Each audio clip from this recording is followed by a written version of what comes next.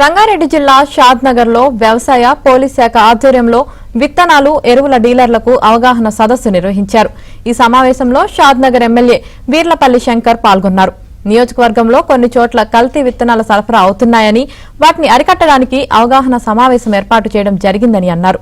డీలర్లు ఎవరూ కూడా రైతులకు నకిలీ విత్తనాలు ఎరువులు సరఫరా చేయవద్దని సూచించారు। వాళ్లు పద్ధతి మార్చుకోకుండా కల్తీ విత్తనాలు సరఫరా చేస్తే వారిపై ఉక్కుపాదం మోపుతామని హెచ్చరించారు। కల్తీ విత్తనాలు ఎరువులు క్రిమిసంహారక మందులు నియంత్రణకు ప్రతి ఒక్కరూ సహకరించాలని శంషాబాద్ డీసీపీ నారాయణ రెడ్డి అన్నారు।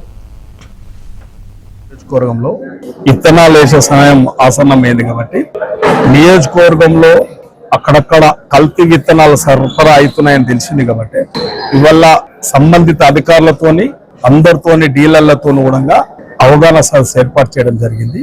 కల్తీ సీడ్ సరఫరా చేయడానికి వీలే లేదు కాబట్టి ఎక్కడైనా కల్తీ సీడ్ సరఫరా చేస్తే ముక్కుపాలం మోపవలసి వస్తుంది కాబట్టి ఈ అవగాహన సదస్సు ఏర్పాటు చేయడం జరిగింది।